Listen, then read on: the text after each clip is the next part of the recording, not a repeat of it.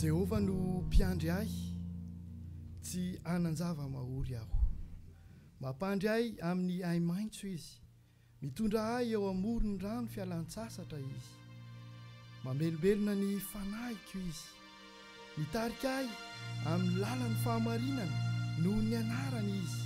Eny, na dia mamaky ny lohasa aloko ny fahafatesana aza aho, dia tsy atahotra ny loza aho, fa ianao no amiko.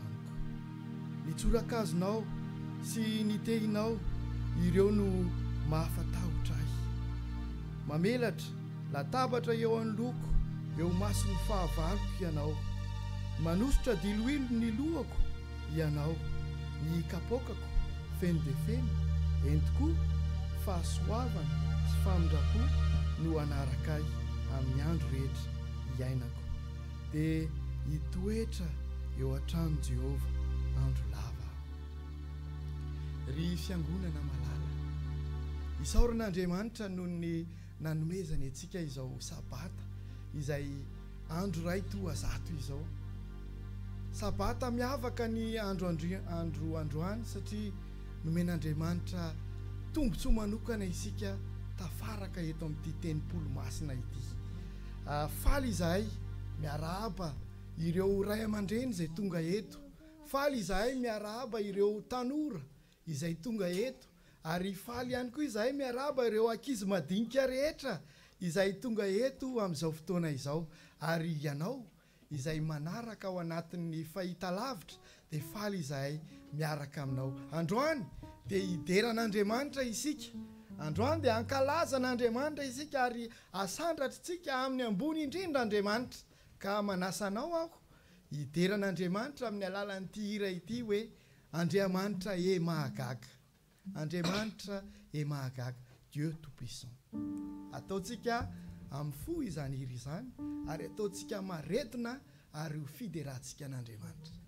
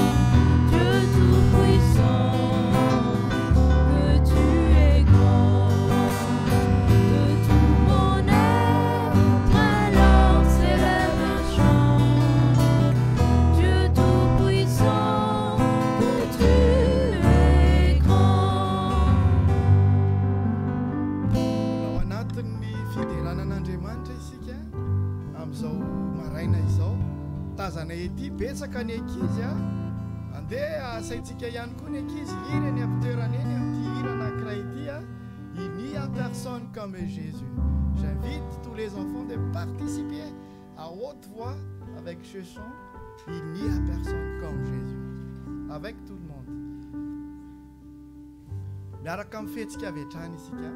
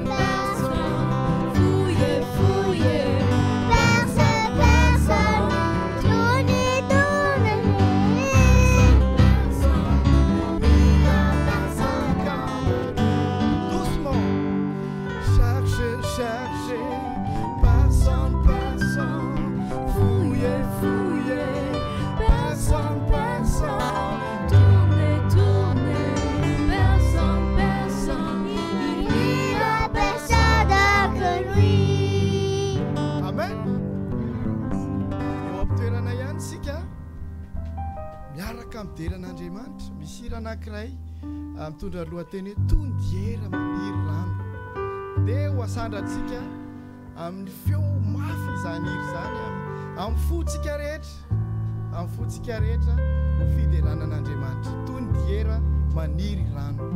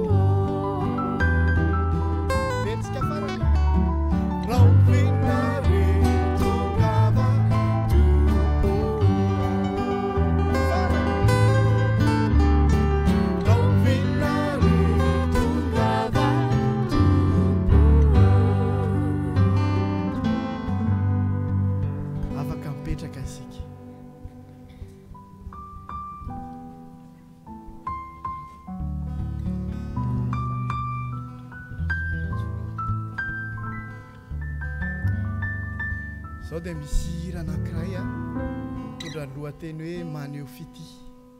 Andriamanitra dia maneho fity antsika isan'andro ary manambara amintsika izany fitiavana izany isika ka ho aseho amin'ny alalan'ity hira ity izany maneho fitia izany.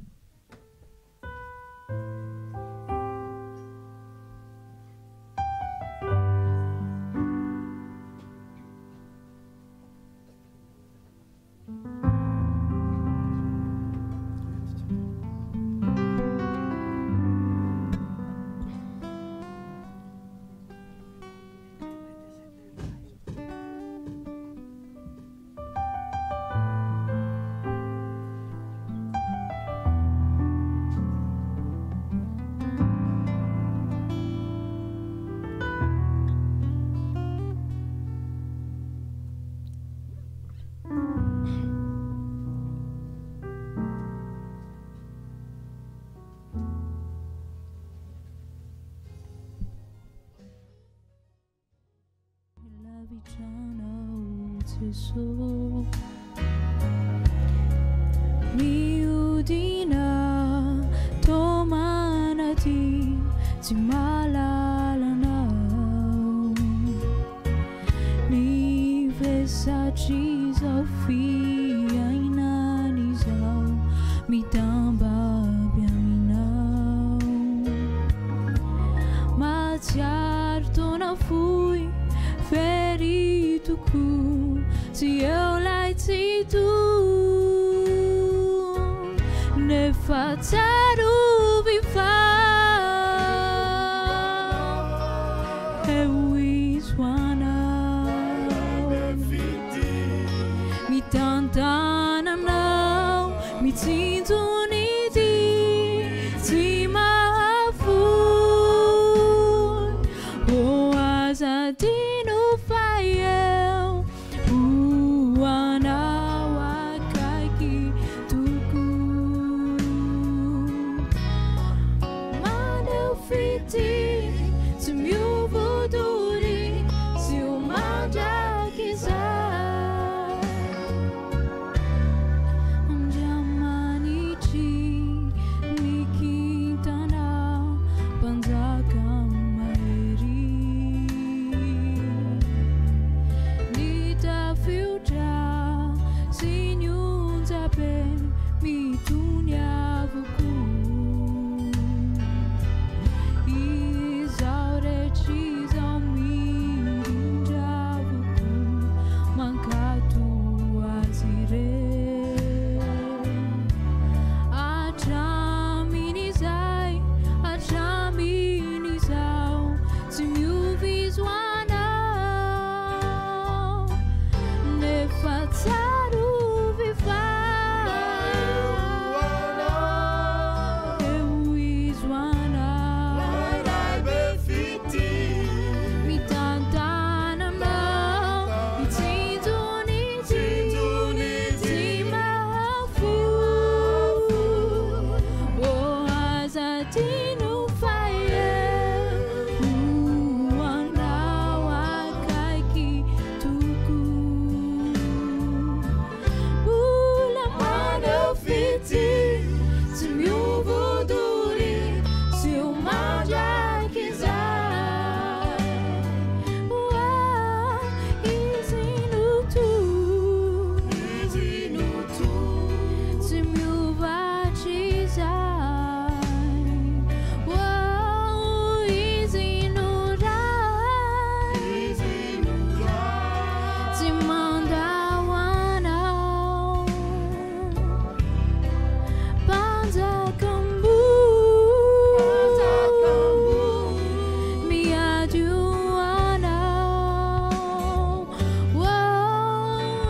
nyasawani Moses nyasawani Daniel nyasawani Sadok Meshach Abednego siwana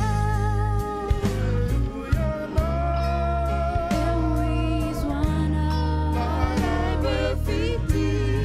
mi tantana now mi tintuniti mahafu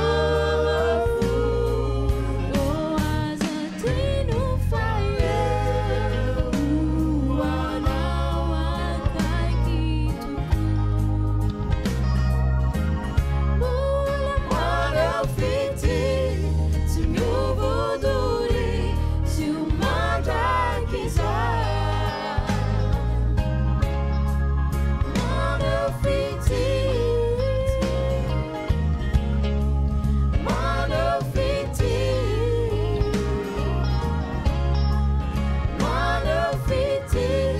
se meu voduri manda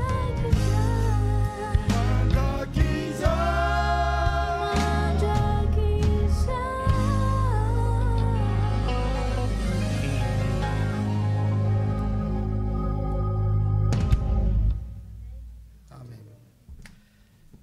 Zao isika dia manasa anao hiaraka hivavaka mandohalika isika manasa anao amin'izay toerana mahamety anao na andohalika na hitsangana zay mampety atsika rehetra.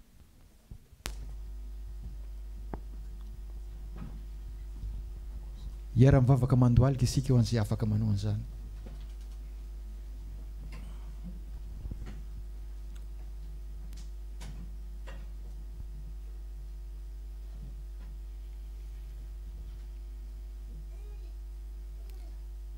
Rainay masina indrindra izay any an-danitro, velom-pisaorana anao izahay amin'ity maraina ity, noho ny finantananao sy ny fitarianao tonga eto an-tranonao izahay, idera sy anome voninahitra anao, hivavaka aminao, ary indrindra andre ny teninao.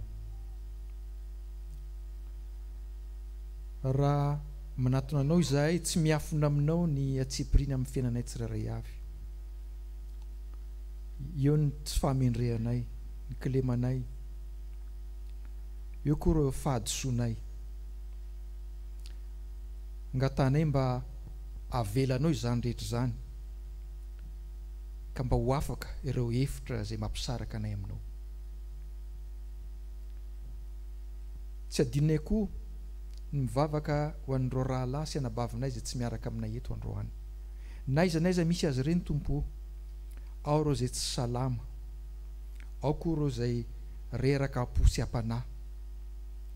Tompo, aokanao tsy hahafoy an'izy ireny, ary raha sitrakao iraho koa izahay mba hamangy sy hitondra fampahirezana ho azy ireny, ahafahan'izy ireny miverina miaraka aminay eto indray amin'ny fotoana manaraka. Mangataka anao koa izay mba hanomana ny fomam-pananay mba handray ny teny avy aminao. Ingany mba ho sakafom-panahy izany, hanome hery sy tanjaka, hoentinay miatrika ireo didy sy andraikitray, ary indrindra hoentinay mijoro ho vavolombelonao. Tsy adinona koa mivavaka ho an'ity firenena izay mandray anay ity dia ny firenena frantsay izany, ary tsy adinona koa mivavaka ho an'ny Madagasikara.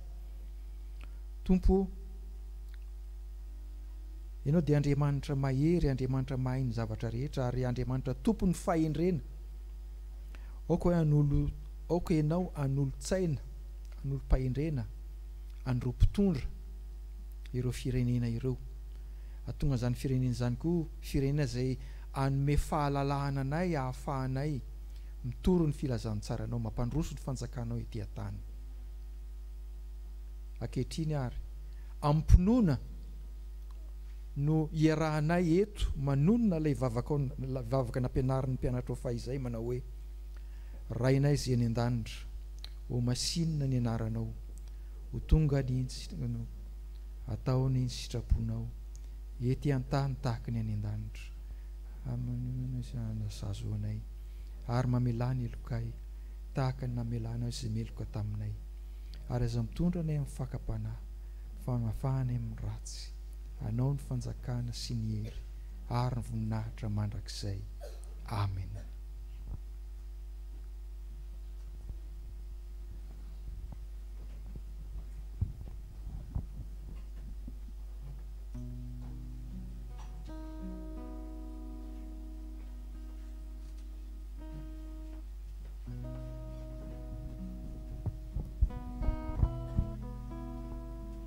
So antsika dia tonga eo amin'ny fanentanana ny fanatra sy ampafolony a. Ny fanontaniana mipetraka amintsika dia hoe fa maninona moa tsika mitondra fanatra sy ampafolony a eo anatrehan'i Jehova. Raha ny tena marina dia ny fironan'Andriamanitra mihitsy tsika olombelona mba hanome. Ao amin'ny Deutéronome toko 2:1-20 dia misy hoe: ary aoka tsisy iseho foana tsy mitondra fanatitra eo anatrehan'i Jehova. Tsika zany dia raha tonga aty am-piangonana dia tokony efa samy mivatsy fanatitra sy ny ampafolony. Ninona hevitra omena antsika dia tsaroa fa maha-Andriamanitra an'Andriamanitra mihitsy izany fanatitra ataontsika izany, satria io fanatitra io mampifandray ny hita maso sy ny tsy hita maso. Izany hoe tsika ilay hita maso dia manolotra fanatitra ho an'ilay tsy hita maso. Ny fanatitra zany dia maneho finoana avy amintsika ho an'ilay Andriamanitra izay tsy hitantsika maso akory. misy hery ara-panahy zany ao amin'io fanatitra ataontsika io a fa tsy hoe fahazarana fotsiny isaky ny sabatsika ao dia manao fanatitra fa zay hery-panahy zay a no mitondra antsika rehetra an'olotra raha ny fisainana amin'ny maha olona raha hoe mbola nametra-panontaniana zao i Abrahama dia tsy nitondra ny zanany akory izy ho atolotra ho an'Andriamanitra fa no ilay hoe mazava noharian'Andriamanitra azy a dia tsy nisalasala akory izy nitondra ny Isaka zanany. Tsika koa dia aoka tsy hametra-panontaniana hoe maninona moa ny voatery hanao fanatitra e fa didin'Andriamanitra mihitsy zany fitsipika napetraka-Andriamanitra zany dia aoka tsika hanolotra ao amin'ny fo tsy terena fa ny fotsika manontolo mihitsy a no anorantsika izany fanatitra izany ho an'Andriamanitra. Eo ampitatazana ny fanatitra dia angatahantsika ny mpitendry zava-maneno mba hilalao zava-maneno anankiray hoe notsika rehetra.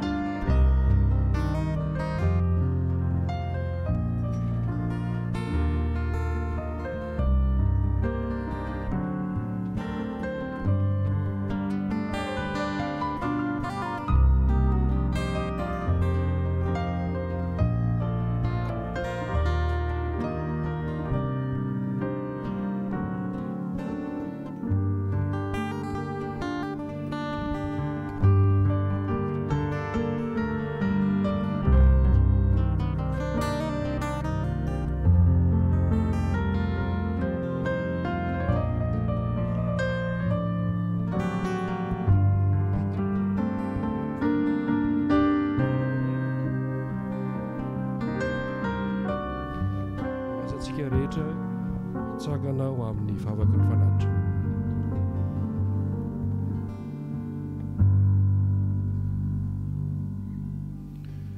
Ry Andriamanitra ranay, mbola misaotra anao izahay ny amin'ny fitahiana, ny amin'ny fanambinana izay omena anay isan'andro. Mino izay amin'ity sabata ity dia mitondra ny apahany amin'izy ireny eo aminao. Raha eo taio izy ireny mba hipakatra ny amin'ny farahodin'ity lanitra ny tany ity ny asa vitan'ireny tahaka ny asa izay vitany tamin'ny bulletin missionnaire teo raha eo. Ray malalo tsy ny arena tsy ny vola ihany no omena ny atolotra eo anao fa ny fona ihany koa. Diovy ny fonay mba homendrika eo anatrehanao raha eo ary mamelana eloka ianao. Ray malalo ny fanatitra izay atehana izao dia marika ihany koa ny fanavaozana indray ny fifandraisana aminao ka mangataka aminao izahay ny hotahinao anay hatrany. Taio ny fianakaviana rehetra atao amin'ny Masetel dia nitahy ihany koa ny fotoana izay rehetrarehetra mbola ho avy ireo androsy. Amen.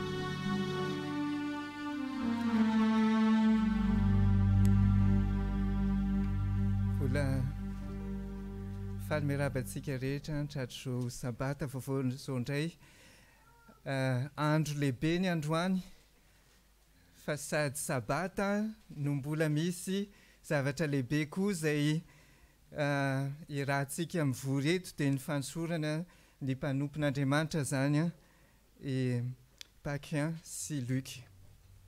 Zava-dehibe ho antsika tokoa zany fa alohan'ny hidirantsika amin'izay fansorana izay ngamba dia mamelana kely ianareo ampatsiahy zavatra mandeha be ny fotoana ary mifamafony zavatra eto amin'ity fiainana ity. Sady faly sika satria misy ny fahaterahana ary ngamba voalohany hatramin'izay naterahany Eloana ny tonga miaraka mivavaka amintsika.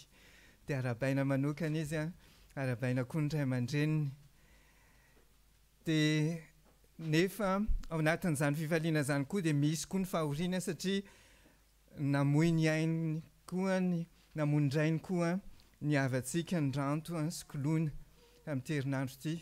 Dia fahoriana zany ary miara-ory amin-drareo koa sika.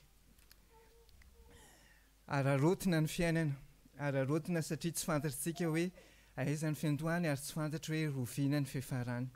Fa matoky tsika fa na dia ao anatin'izany fifaliana zany na dia ao anatin'izany fahoriana zany ary dia ho mandrakariva Andriamanitra. Anisan'ny zavatra tiako ampatsahivina amintsika koa androany dia fito taona lasa zay. Fito taona lasa zay ny Masetel ny vory voalohany tamin'ny 8 février 2014 tany Chevrier. Dia fito taona sady dia tafavory eto indray tsika. Mba tiako fantatra hoe izy tamintsika kay no tany Chevrier tamin'izay tamin'ny 8 février 2014 mba hatsangano avy ny tanana ohatra ka misy afaka maka sary dia alaivo sary. Jereo hoe firy tamintsika ireo. Ary misy ny tsy eto fa misy ny any lavitra any mijery amintsika amin'ny Zoom, amin'ny YouTube. Mba azo jerena ve hoe firy tsika ny teto tamin'izay tamin'ny 8 février 2014. Isaorana an'Andriamanitra. Atsangano ny tanana, atsangano. Tsy kory hoe fanadinany ity fa fisaorana an'Andriamanitra hoe misaotra anao Andriamanitra fa teto zay tamin'izay 8 février 2014. Misaotra indrindra. Jerentsika hoe iza ny mandresy, iza ny tsy teo tamin'ny 8 février 2014 nefa eto androany. Atsangano ambony ny tanana. Iza ny tsy teo tamin'ny 8 février. Misaotra an'Andriamanitra fa betsaka koa tsika ny eo. Zany hoe raha mitohy zany afaka fito taona na atosika ity rindriny ity na ity plafond ity fa tsy omby atsika intsony ny toerana. Na mila mitady toeran-kafa na mety misy fiangonana anankiray hafa. Satria ilay fiangonana nilantsika tao Saint-Julien dia mihoatra no tsik jaune ao.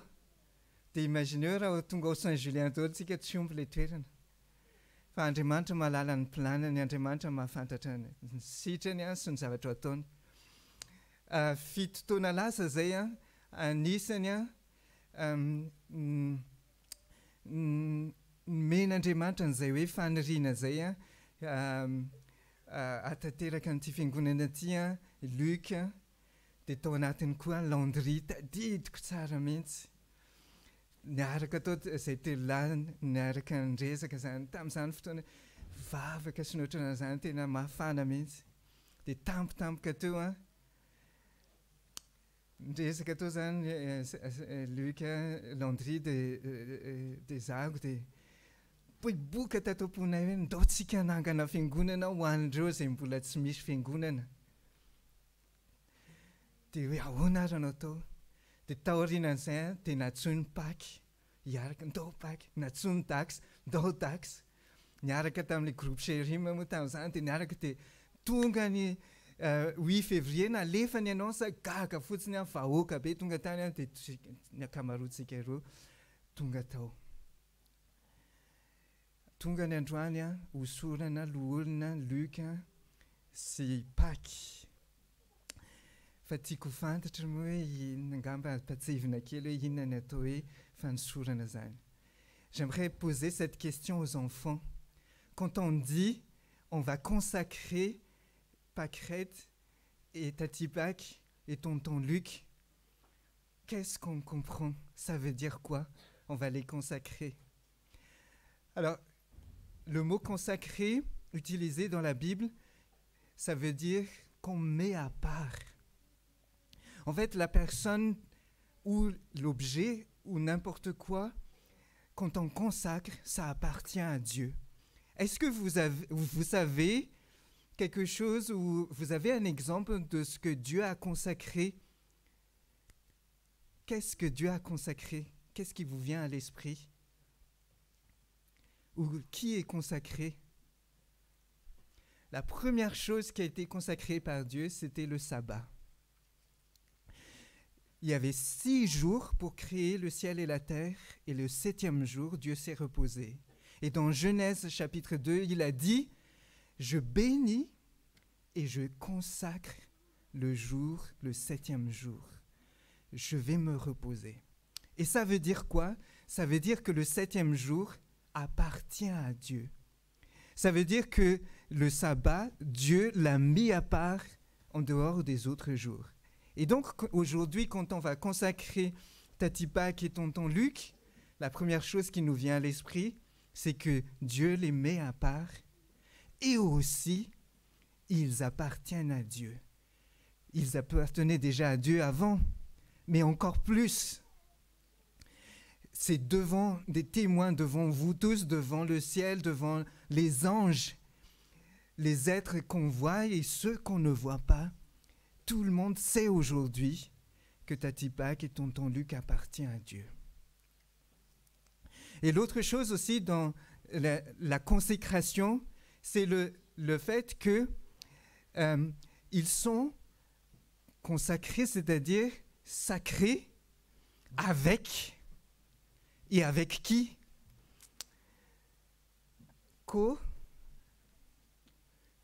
Avec Dieu. C'est-à-dire qu'ils sont saints avec Dieu.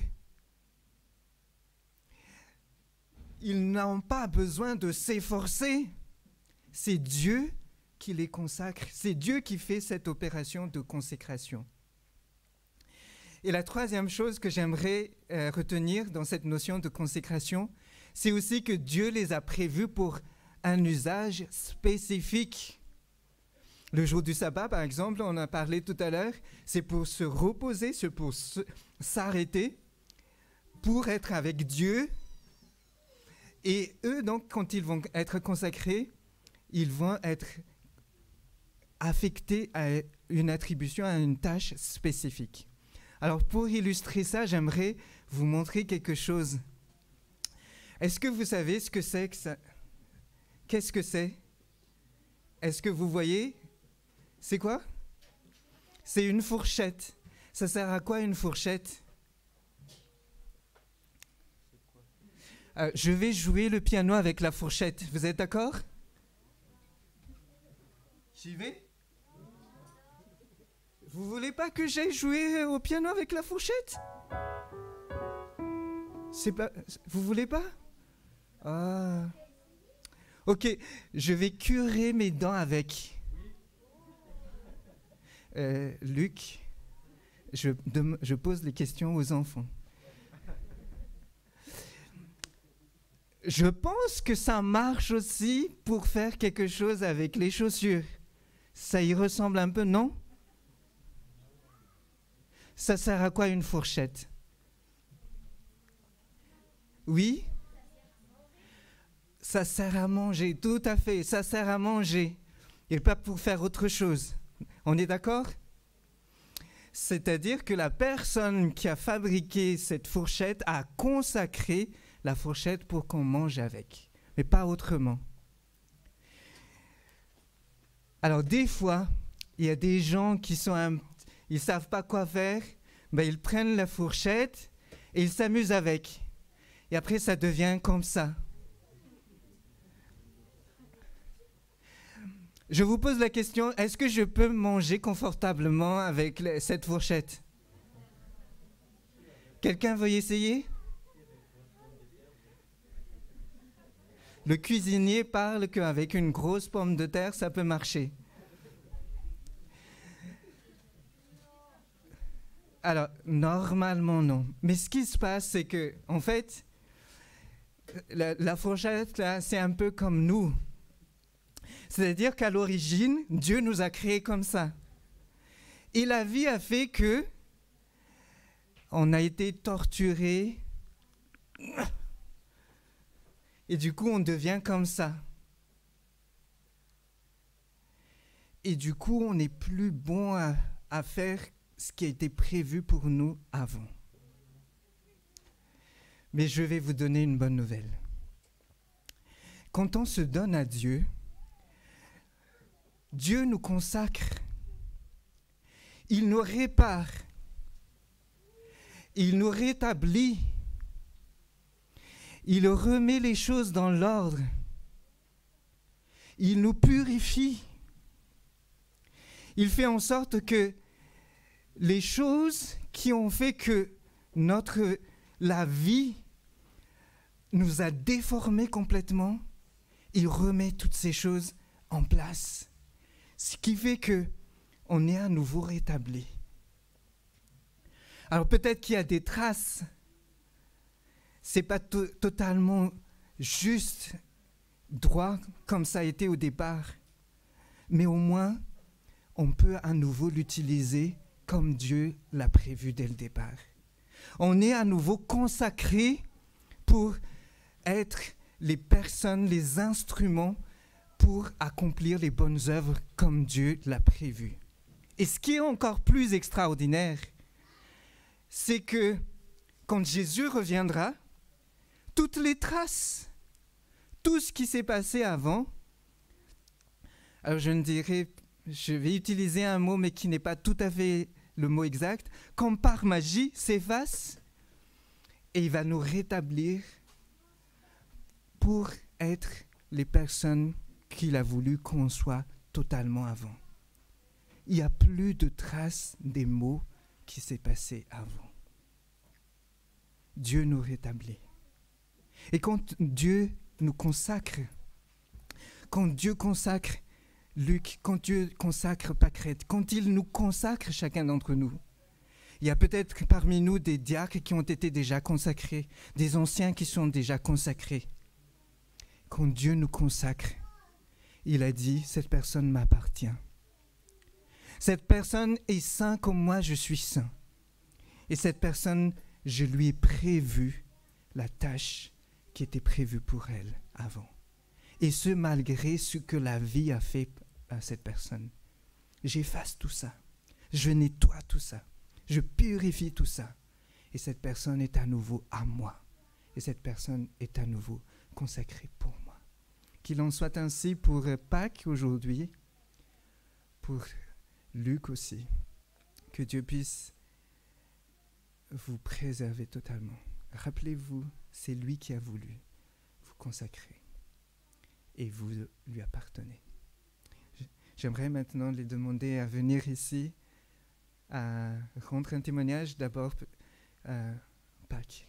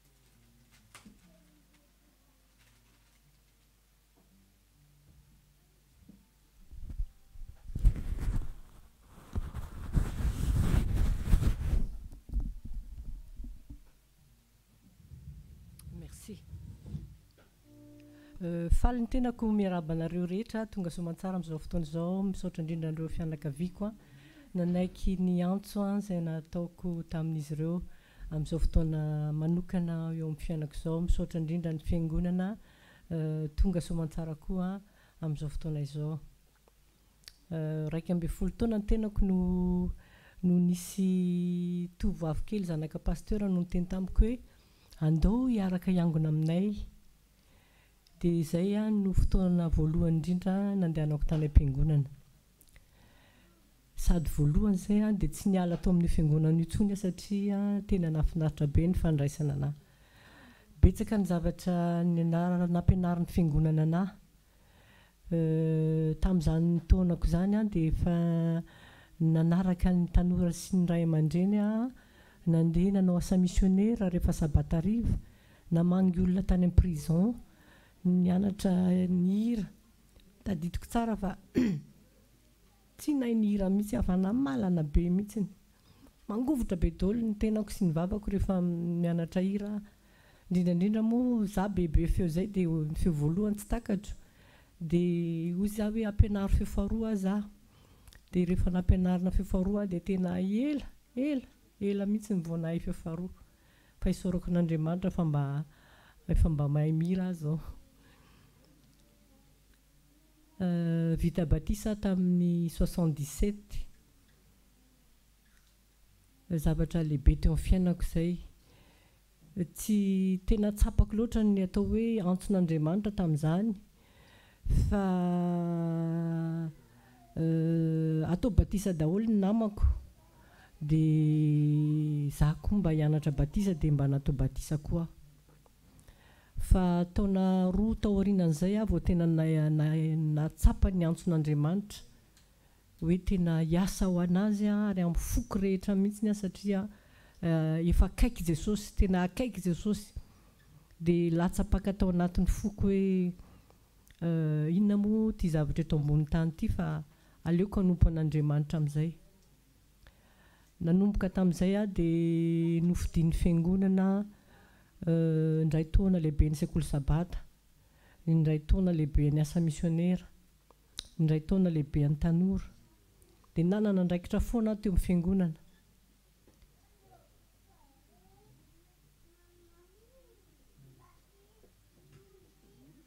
satria natoky ny fiangonana ary izay fitokisa amin'ny fiangonana anazay dia tena zava-dehibe mihitsy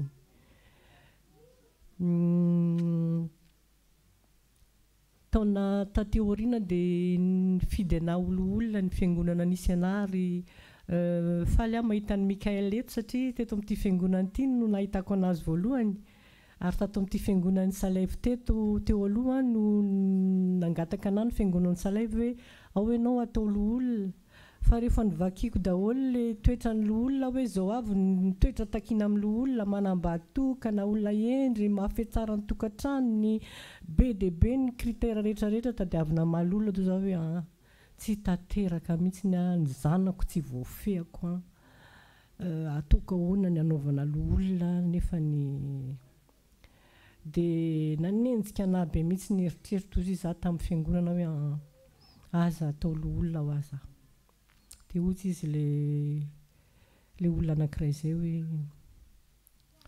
ny loholona ozy izy natao hanompo dia niteny zavatra be dia be tamiko izy dia eo fa hieritreritra dia niresaka tamin'ny zanako moa betsaka ny zavatra nitenenako sy ny ohatran'izany sy ny fanondriako dia ny antson'Andriamanitra tamin'izany dia nolaviko teny aminareo ankehitriny hoe raha misy antson'Andriamanitra dia aza lavina tsony fa amin'izao taonako izao ny tanako efa mangovotra ny tenako efa kely ery nefa za mbola antson'Andriamanitra ihany fa raha amin'izao fahatanorana izao nareo no antson'Andriamanitra dia za mandahy ekeo ny antson'Andriamanitra fa ny zavatra rehetra tena mandalo ary aingam-pandeha na ny aretina na ny fahafatesana na ny zavatra hafa rehetra miheritra amin'izao tontolo izao dia tena hita mihitsy hoe fotoana tsy fipetrapetrahana intsony izao indrindra moa tamin'ny volana desambra izay rehetra izay menakavy kely dia voan'ny Covid-19 dia teo koa mbola natsapa ihany hoe ahoana ny fitantanan'Andriamanitra amintsika tsy hoe rehefa tratry ny aretina izay vao tena hoe miantsampy an'Andriamanitra fa za ny fiainako rehetra dia efa natokako anazy ary ny loha laharana teo aminay teo amin'ny fianakavianay teo amin'ny fiainanay dia ny fiangonana sy Andriamanitra foana ary nisaotra an'Andriamanitra lehibe izay fa sitrana soamantsara tamin'izany aretina izany ahoana moa tsy isaoran'Andriamanitra ny soa rehetra nataony taminay nanananay tokantrano nanananay zanaka nananay fiangonana nananay fianakaviana tsy hainay ny tsy isaotra an'Andriamanitra ary ankehitriny koa dia mbola antsony hanompo anazy misy teny ao Filipianina toko 2 tiako apetraka aminareo tsy vakiko tsony le taloha le hoe zao nitoetranylo olona zao nitoetranylo olona satria efa fantatrareo daholo zany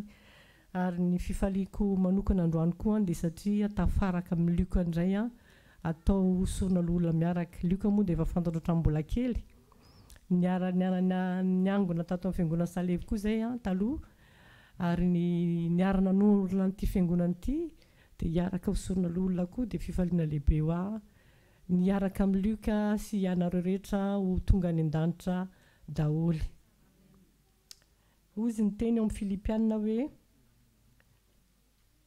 le Christ vous rend plus fort. Son amour vous donne du courage et son esprit vous unit. Vous êtes pleins de tendresse et de piété les uns pour les autres. C'est vrai, n'est-ce pas? Eh bien, remplissez-moi de joie en vous mettant d'accord, ayez un même amour, un même cœur, une même pensée. Ne faites rien pour passer devant les autres ou pour que les autres vous admirent. Cela ne vaut rien. Au contraire, soyez simples et pensez que les autres sont meilleurs que vous. Ne cherchez pas votre intérêt à vous, mais cherchez l'intérêt des autres. Entre vous, conduisez-vous comme des gens unis au Christ Jésus. Zay koa ny teny tiako raisina ho ahy manokana mba ho mpanompo isika ary iray ihany ao amin'ny Kristy. Misaotra tompoko. Mangataka ny fianakaviana izay sy ny fianakavian'ny Luka anolotra hira anankiray angataka amin'Andriamanitra mba hanatrehana izao fotoana izao ho an'izay fianakaviana izay mahay le hira. Ny asa ambony indrindra eto an-tany dia ny miasa ao an'Andriamanitra mbola appel avy amin'Andriamanitra koa zany hira zany ho antsika izay manatrika eto sy izay eo amin'ny Zoom. Ny asa ambony indrindra eto an-tany dia ny aneketsika ho hiraka Andriamanitra hiasa ho azy mandra-piaviny.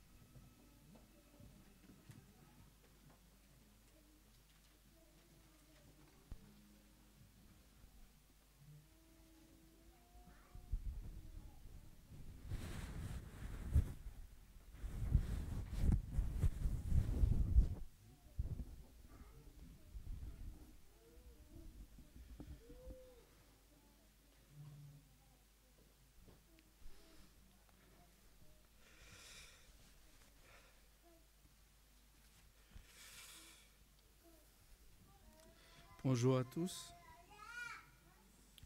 Bon sabbat à tous. C'est très compliqué pour moi de parler. Il y a énormément d'émotions qui se bousculent au moment où je vous parle. J'ai envie de crier de joie, mais j'ai envie aussi de pleurer de toutes mes larmes. Alors, par la grâce de Dieu, on va avancer. Je suis content de vous voir tous ici ce matin. Et aussi content parce que, comme c'est très rare que j'ai toute ma famille ici ce matin, mon épouse et mes 4 enfants, mes plus grandes bénédictions que Dieu a osé me donner jusque-là. L'autre bénédiction, vous savez, c'est l'église des Macétels. C'est l'église où j'ai grandi. J'ai même pas besoin de parler du passé à part ça, parce que spirituellement, je pense que les choses ont commencé ici. Je ne vais pas refaire l'historique tonton Fid. J'aime bien dire tonton et pas pasteur. C'est tellement plus affectueux, je trouve. À raconter tout à l'heure.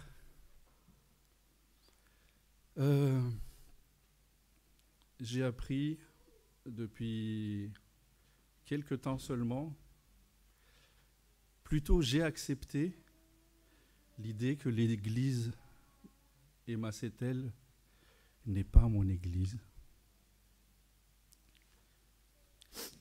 C'est dur d'accepter ça. Et la raison, c'est que l'église des Macétel, c'est l'église de Dieu. Elle n'est pas à moi. C'est l'église du Dieu vivant. C'est l'église de l'objet de toute l'attention que l'Esprit nous donne d'avoir vis-à-vis des choses saintes. C'est l'église où Dieu s'exprime, où Dieu rentre en relation à travers les frères et sœurs. Et c'est l'église des Macétels. Comme vous le savez,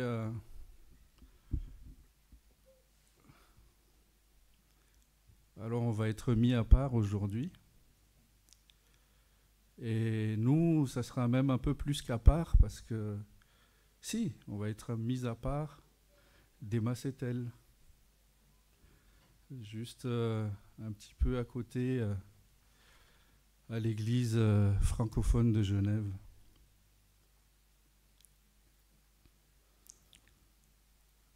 Je dois vous avouer que j'ai bien aimé le terme mis à part aujourd'hui, parce que ça m'arrange. Mais il y a eu beaucoup de larmes de versées, parce que il fallait que je comprenne que l'église des Macétels n'est pas mon église, et que je ne suis qu'un simple ouvrier, un simple instrument que Dieu a mis là, comme nous tous. Et qu'à un moment donné, il faut savoir se soumettre à Dieu et exécuter sa guidance. Savoir bouger à l'endroit où il nous destine. Alors voilà, je ne sais pas si vous vous souvenez l'histoire de Caïn et Abel. C'est dans Genèse chapitre 4, je crois. Quand j'étais petit, je ne comprenais pas pourquoi Dieu a, comme ça, a accepté l'offrande d'Abel. Il a refusé l'offrande de Caïn. Quand je lisais ma Bible, j'arrivais là et je sentais comme une injustice, parce que ils ont travaillé tous les deux et personne ne leur a dit, oui, Dieu leur a pas dit, il faut faire que élever des ovins et des bovins. Dieu n'a jamais dit ça. Ils ont cultivé tous les deux, ils ont fait leur travail comme il fallait. Et le fruit de leur travail, il y en a un qui est accepté et pas l'autre en offrande. Oui, je crois que c'est Genève chapitre 4. Et j'ai mis beaucoup de temps à comprendre. Quand Caïn fait son offrande, quand vous lisez le texte, il a pris ce qu'il a planté et il a offert ça à Dieu. Et Abel, qu'est-ce qu'il a fait, Abel? Abel a pris les premiers-nés de sa production. Et ce sont ces premiers-nés qu'il a offerts à Dieu. Alors plus tard, on dit beaucoup de choses par rapport à ces premiers-nés, tout ça. Mais à ce moment-là, de l'histoire en tout cas, de ce qu'on lit dans la Bible, la grosse différence entre les deux, c'est que Abel a donné ce qu'il avait de mieux dans sa vie. C'est ça la différence.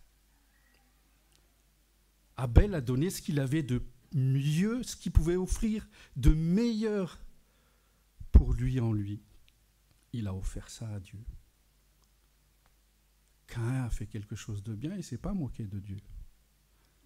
Caïn a été sûrement, il était content d'offrir ça à Dieu.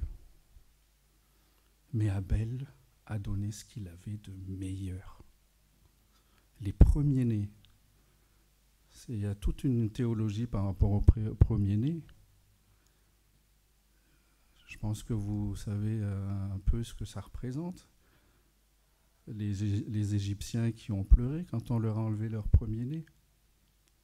Bref, si je suis agriculteur et que je tue les premiers-nés de mes moutons, je prends des risques quand même. Et si j'en ai plus après? Eh bien voilà, chers amis. Dieu m'a fait comprendre que il faut donner le meilleur de soi.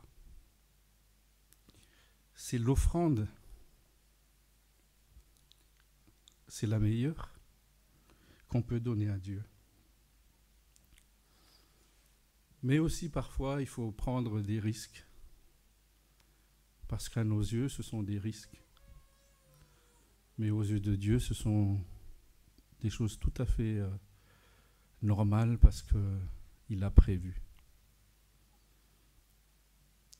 J'aime bien rappeler qu'il n'y a aucun d'entre nous ici, parce que nous croyons en Dieu, nous croyons que Dieu nous a créés. Il n'y a personne qui a pu dire qu'il est venu par hasard sur cette terre. Quand je vois Joanne est enceinte, Youn aussi. Et à un moment donné, tous on est passé par là.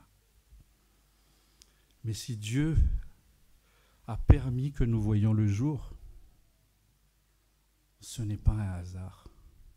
C'est parce que Dieu l'a voulu.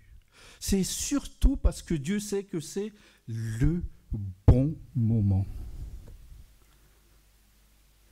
Ce n'est pas seulement une question de hasard, c'est que c'est le bon moment.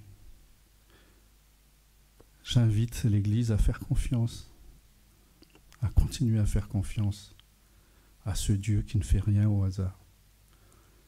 Quelle qu'en soit la direction que nos vies sont amenées à suivre, c'est parce que c'est le bon moment. C'est beaucoup d'émotions, je vous dis, parce que je sais que l'Église et c'est elle évolue et bien. Quand je vois tout ce qu'il y a devant moi, ce n'est que le début, c'est ma prière. Et vraiment, je vous encourage. Et j'ai grandi ici avec un verset et je vous encourage à le prendre pour vous. Je l'ai tellement répéter. C'est Philippiens chapitre 2, verset 13. Je ne peux pas tourner les pages avec les fourchettes.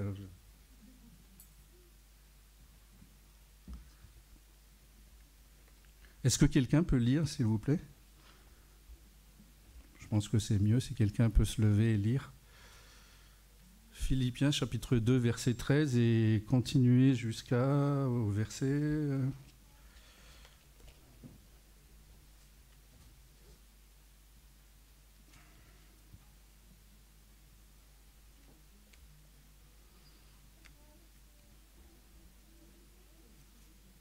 amin'ny anaran'i Jesosy fa Andriamanitra no miasa ao anatinareo mamy fipiasana mamy fanaovana ahatanteraka ny sitrapony. Oui, continue s'il te plaît. Atao ny zavatra rehetra amin'ny tsy fimonomononana sy ny tsy fisalasalana mba ho tsy manatsiny sady tsy misy fitaka ianareo. Ny zanak'Andriamanitra tsy manana adidy eo amin'ny firenena meloka sy madika izay sehonareo tahaka ny fahazavana eo amin'izao fotoana izao. Merci beaucoup. Voilà. Ça m'a aidé à grandir parmi vous, avec vous, et grâce à vous qui êtes émus par l'Esprit Saint du Dieu Tout-Puissant. Ne vous inquiétez pas, tout arrive à son temps, il n'y a pas de hasard. Dieu met et Dieu a mis en Emma Setel le vouloir et le faire. Nous avons voulu, nous avons fait, et nous voudrons encore, parce que Dieu le veut, et nous ferons encore. Il est le seul maître du moment, du temps. Soyons soumis. Je voudrais juste, pour la énième fois, vous remercier tous, chacun ici présent. J'ai eu pas mal d'insomnie par rapport à cette idée de consécration. Mais je me suis renseigné par mots et par mots pour essayer d'approfondir toujours. Mais je pense que Dieu a calmé tout ça. Et pour finir, comme la prédication de tonton Phil tout à l'heure, on en revient à ça. Et c'est très bien. Merci à tous et je remercie Dieu de m'avoir donné votre présence pendant toutes ces années.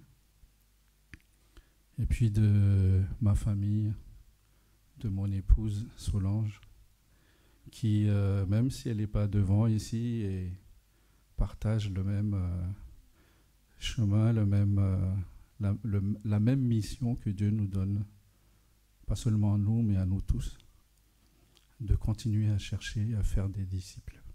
Amen.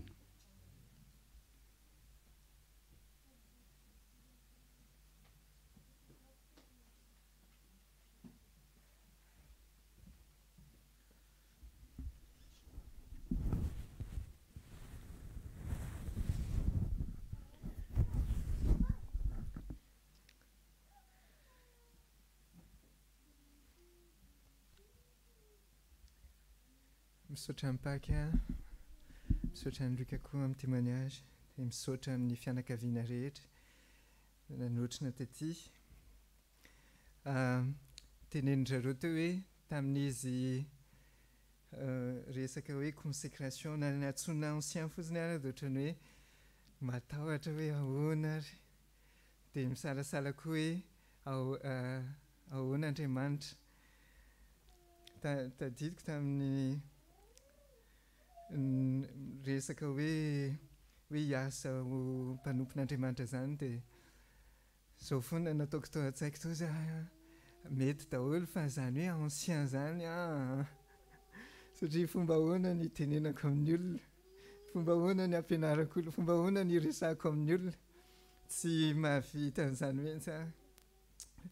Dia alohan'ny vavahana ho anareo dia te hampahery anareo ahako amina teny vitsivitsy anankefatra izay ho alaiko amin'ny Timoty toko voalohany ny Timoty voalohany sy Timoty faharoa.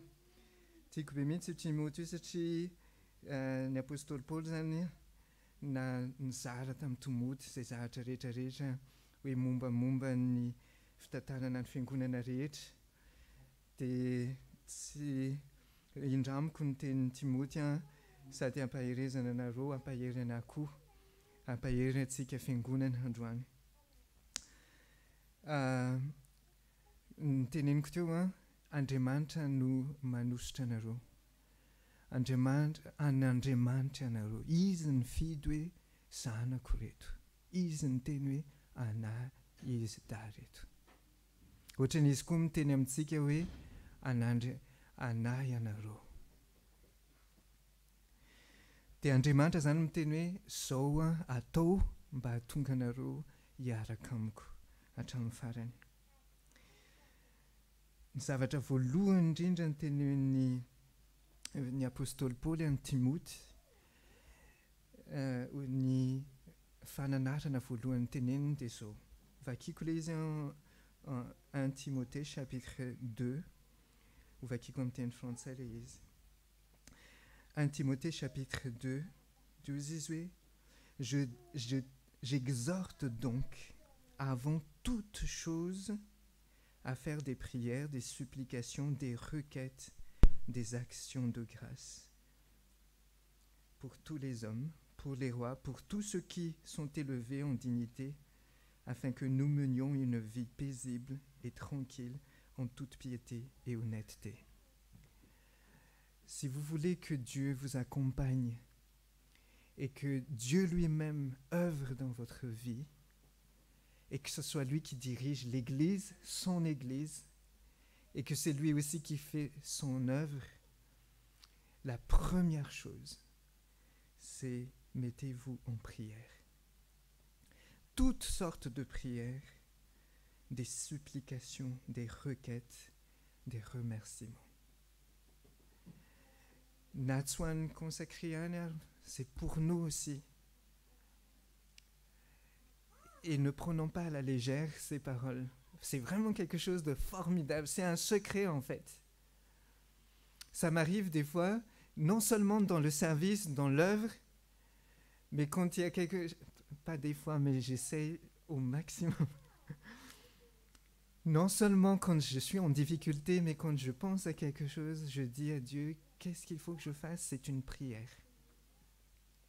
Je veux prêcher, je dis à Dieu, qu'est-ce que tu veux dire à ton Église? Je dois faire un choix, je dis à Dieu, qu'est-ce que tu veux?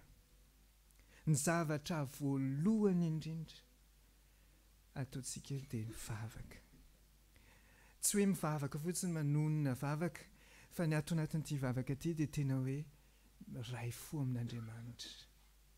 Andriamanitra anao inona ny sitrako? Fantatrao ny ato am-poko. Tu sais tout ce que je vis, tu sais mes désarrois, tu sais aussi mes difficultés, alors dis-moi.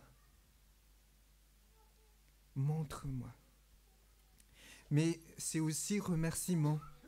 Non seulement de dire à Dieu, mais je suis en difficulté, mais aussi remercier. Merci Seigneur.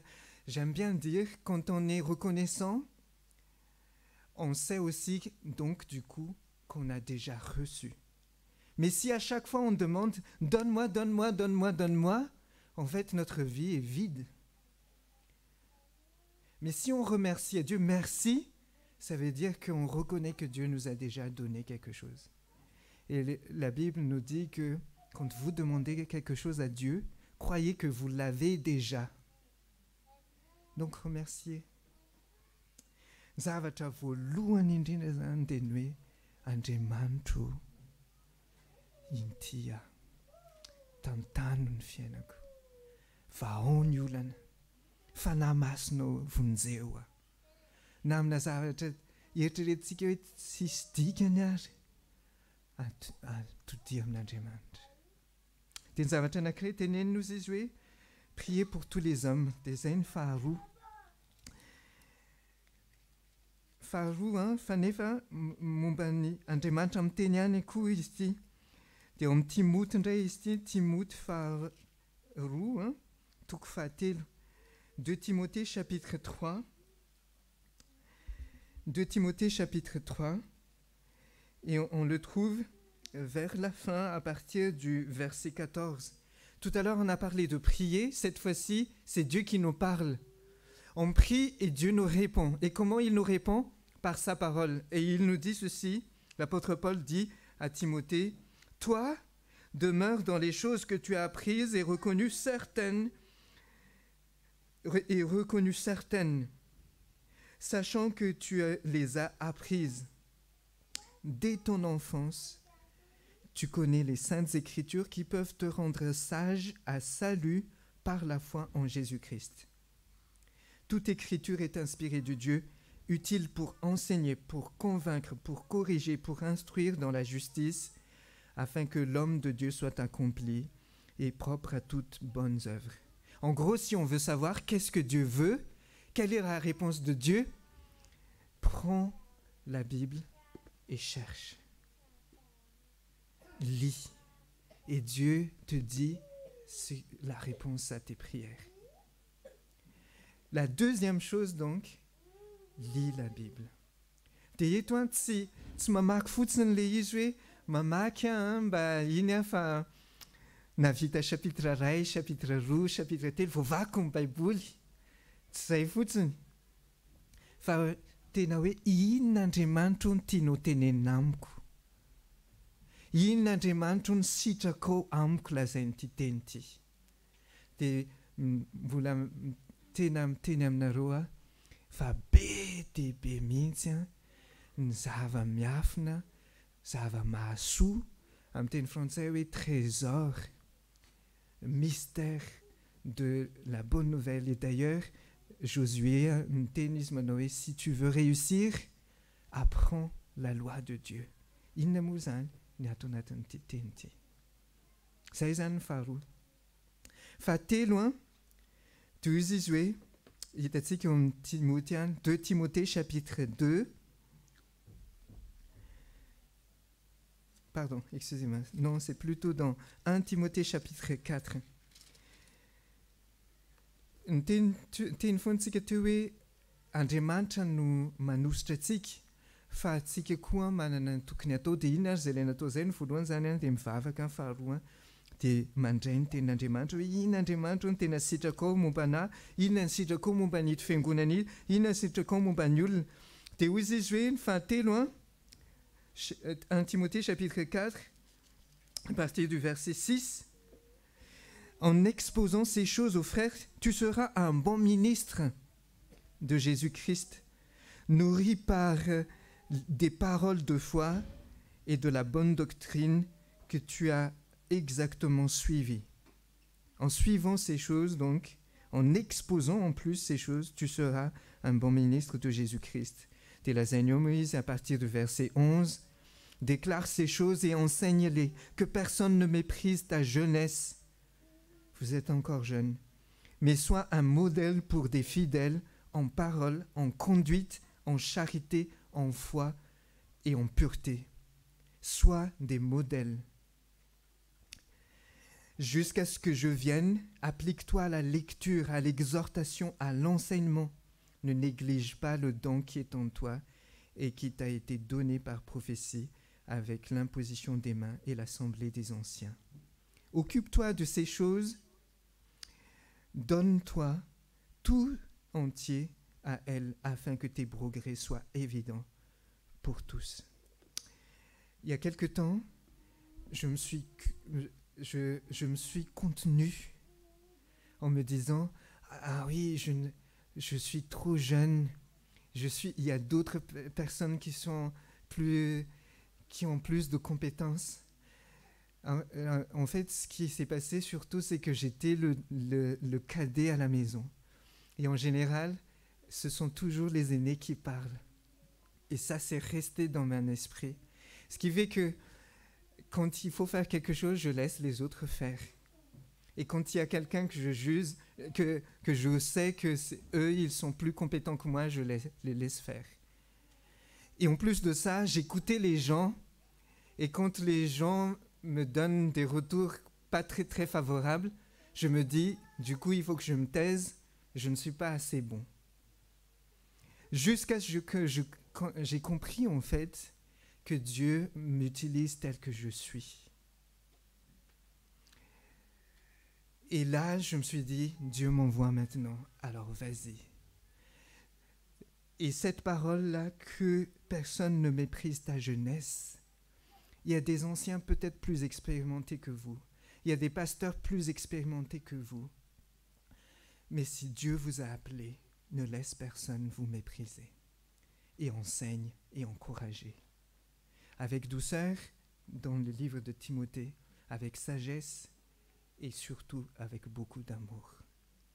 Que Dieu puisse vous utiliser pour ça. Ny zavatra farany a tiako zaraina amintsika dia ataony Timothée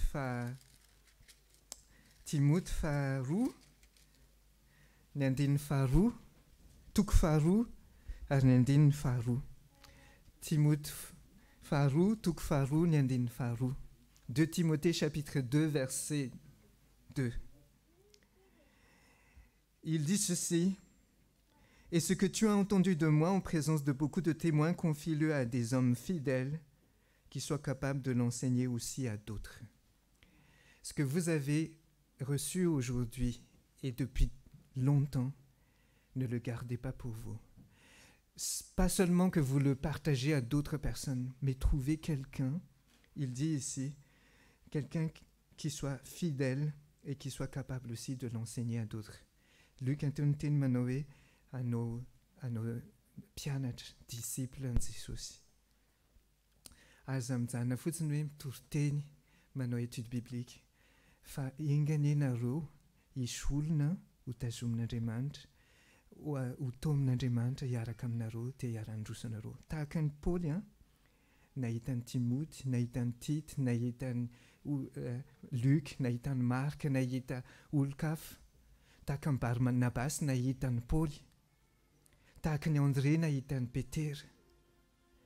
Andriamanitra ny anome olona anankiroa koa ho zarainareo izay rehetrarehetra azonareo. Dia tsy anareo rery fa Andriamanitra miaraka aminareo ary miaraka amin'ilay olona iny koa, na mety hoe reny olona reny, ary androso miaraka mandrakariva. Ten'izao dia tadavy hoe izy izay olona izay, na izy ireo olona ireo. Dia rehefa anerinany manoratra taratasy, ohatran'ny Paoly nanoratra taratasy ho an'ny Timothée, dia iny koa hipaky manoratra taratasy amin'ilay olona tiany taratasy. Rehefa manompo an'Andriamanitra nareo, Luc hanoratra taratasy ty, dia tohizo. Mety hoe Mikaël ilay olona, mety hoe Tia, mety hoe Alissa, mety Sophia, mety Osée. Enfin, mety koa, c'est possible que ce soit aussi quelqu'un d'autre. Oui, j'aimerais parler aussi d'Ethan et de Jaden, de Christian, de Tsetse, et aussi peut-être les petits-enfants plus tard. Mais trouvez ces personnes. Peut-être que ces personnes sont ici dans cette église et ils n'attendent plus que vous veniez les rejoindre en disant « Dieu m'a envoyé vers vous ». Et j'aimerais vous accompagner pour que vous soyez aussi disciples du Christ. Enfin, et non seulement pour Luc et pour Pâques, quand vous lisez ces épîtres, vous verrez que les choses ne se passent pas facilement. Que les choses ne soient pas... Vous verrez que ce n'est pas simple. Et quand le conseil de l'apôtre Pierre dans son épître pour les anciens, il dit « Vous allez souffrir, mais tenez bon. Gardez le cap jusqu'au bout. » Et j'aimerais laisser ce verset pour vous, pour chacun d'entre nous ici, pour ceux qui nous regardent et qui sont de loin. Et je pense aussi à Boutsu qui est ancien de cette église mais qui est loin. Mais que cette parole soit gravée dans vos cœurs. C'est dans 2 Timothée chapitre 2 et le verset 1er qui dit « Toi donc mon enfant, fortifie-toi dans la grâce qui est en Jésus-Christ. Toi donc, mon enfant, fortifie-toi dans la grâce qui est en Jésus-Christ. Et avec cette force de Dieu, cette grâce de Dieu, tu pourras prier, tu pourras méditer la parole de Dieu, tu pourras enseigner et tu pourras aussi faire des disciples.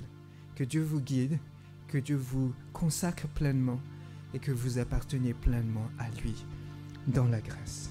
Amen. Mana Saint-Pâques, si Luc, te mana Sakouin, ani Solange, te mana Sakouin, ni Lanto, anatoni Tialoueti, te yara qui va avec sik. Raha ivavaketrotsika hisaotra an'Andriamanitra satria Andriamanitra ny antso an'reto mpanompon'reto dia manasa antsika rehetrarehetra koa mba hanotrina anazy fa hanolotra ny fontsika koa ho atokan'Andriamanitra. Aokantsika hanolo-tena tanteraka ho an'Andriamanitra ary aokantsika fiangonana koa ho vavolombelona izao fotoana izao fa hanampy an'reto mpanompon'reto koa hijoro hatramin'ny farany. Manasa ny loholona Dax hiaraka ety sy paster Norbert koa hiaraka eto. Ny loholona izay tsy tafaraka amintsika eto Botsoa dia mangataka anao koa ho ray fo ray saina amin'izao fotoana izao dia hangataka ny fiangonantsika hitsangana amin'izany fotoana bavaka izany. Hiaraka hivavaka isika.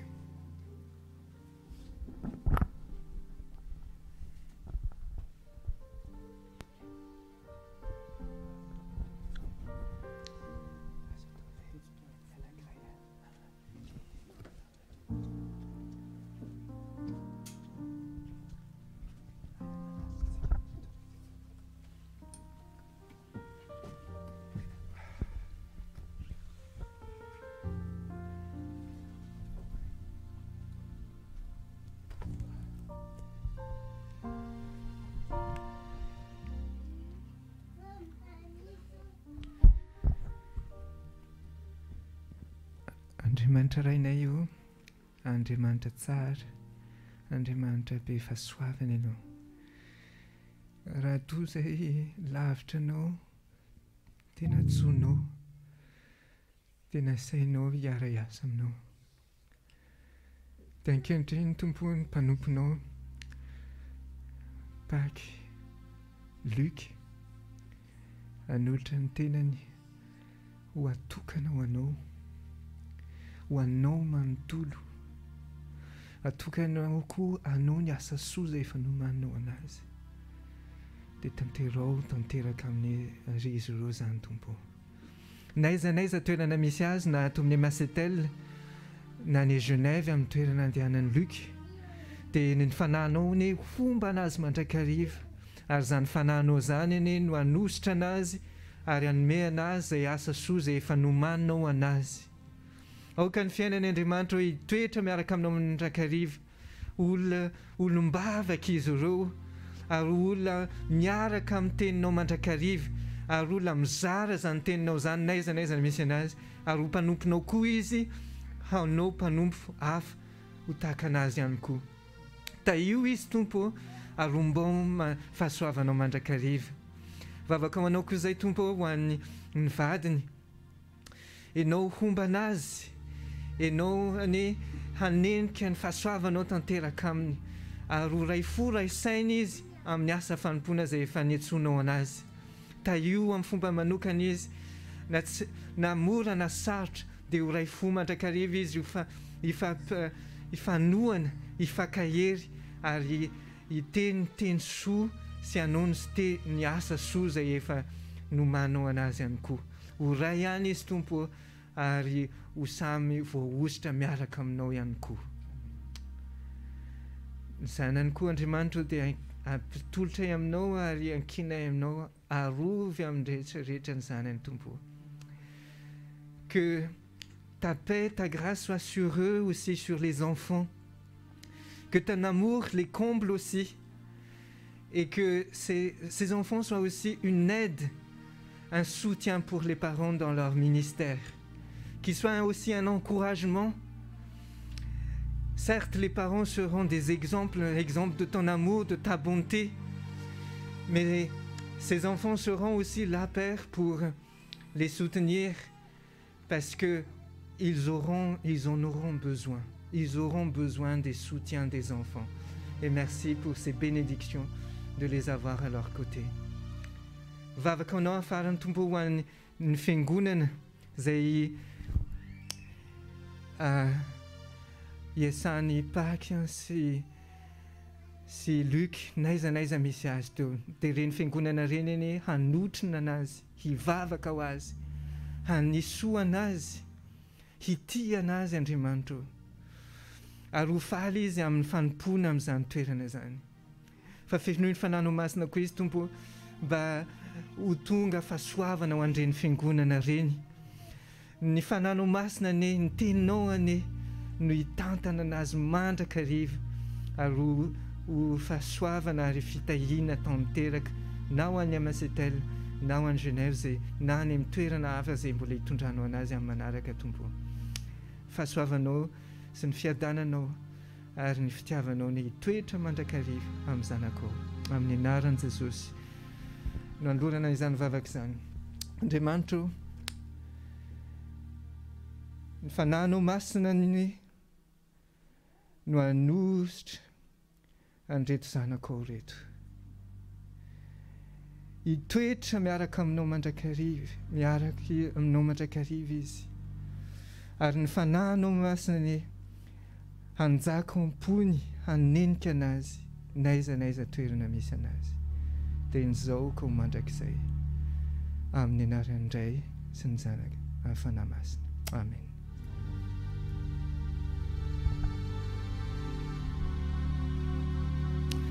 Merci. Vous pouvez prendre place.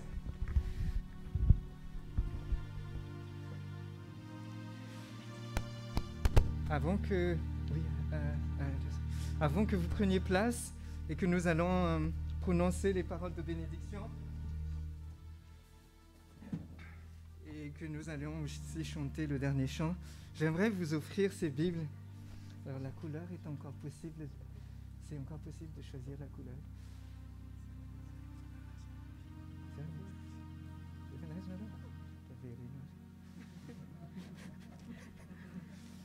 Je ne sais pas si on a entendu dans le micro. Et ils ont dit qu'ils en ont eu déjà. Et ma première réflexe, c'était vous pouvez donc les rendre. Mais finalement, j'ai trouvé une autre idée. C'est qu'on a parlé tout à l'heure que eux, ils vont donner à quelqu'un, hein, c'est ça?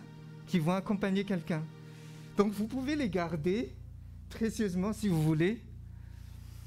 Et après, quand la personne arrive, que Dieu vous met la conviction que c'est cette personne, vous pouvez le lui offrir.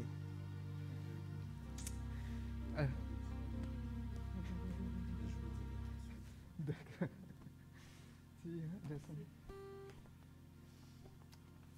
Internet nitko missionné, certificat de consécration à l'anciennat, de l'intention tacrète.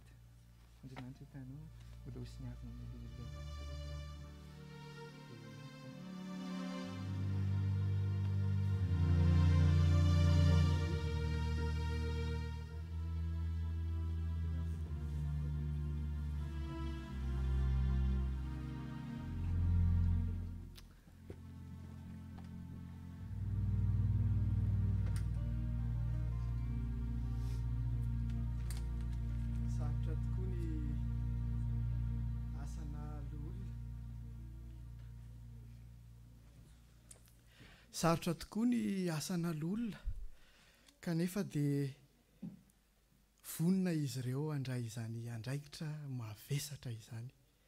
Atsoina andro dia tonga andro, atsoina alina dia tonga alina, ary vonina ny anampy amin'ny fotoana rehetra, manohana ara-kevitra, manohana eo amin'ny izay zavatra rehetra azo hifanampiana, ary izany no lolona. Raisina ho ray aman-dreny ny lolona satria anisan'ny ray aman-dreny ny fiangonana. Ka na vizana na valaka dia izy ireny no atsoantsika ary mampahery atsika. Misy amboara-tononkalo ray ity atolotra ampiavana ho an'ny loolona atsika eto amin'ny fiangonana. Ambara-tononkalo izay miteny hoe mpandresy ianao. Mpandresy ianao satria nofidiany Jesosy manokana, ary mpandresy ianao satria any anatinao ilay fitiavana anao ny asan'Andriamanitra. Na dia vizaka sy valaka, miarena ndao hivavaka. Na ao anaty oram-baratra, mahereza ndao hivavaka. Na dia trotra kasiana, ndao hira fiderana. Na ao anaty fahosana, manandrata fiderana. Na dia be ny fahotana, ndao angata-pamelana. Na dia resy ny Satana, omeny tompo famelana. Ny Andriamanitra ao mahery a, tia mamonjy ireo izay very, tsy mandatsa velively, tsy mamelanao irery. Inona ary ny adinao? Aza fenina aborao, mitsangana ndao iroso, te hanampy anao ny tompo. Mpandresy ianao. Amen. Alohan'ny irosotsika amin'ny tsodrany farany izay ataon'ny paster, dia ndeha ataontsika ny hira momba anay. Momba anay ry Jesosy tompo, ataontsika eo am-pitsanganana. Afaka mipetraka ianareo.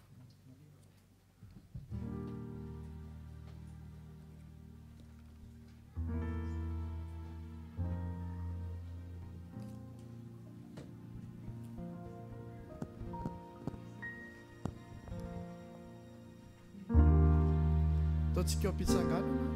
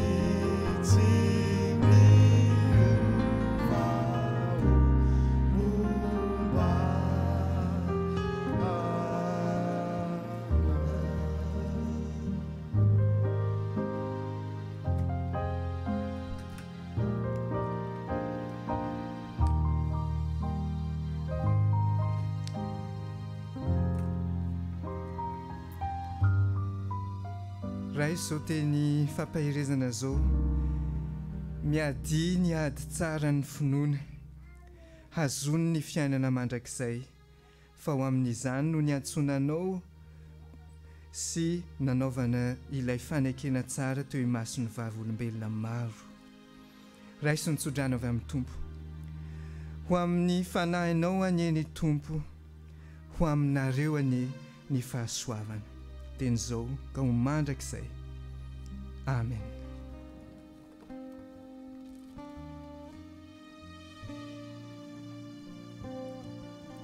afaka mipetraka isika isaorantsika Andriamanitra ny amin'ny fitantanany antsika rehetra nanomezany an'izay fotoana izay nahafahantsika niaraka teto ary arabaina ny fomba manokana i Luka sy Paky amin'izany andraikitra makadiry izay noraisin'izy ireo izany. Ny fiangonana dia te arabanareo kanefa noho ny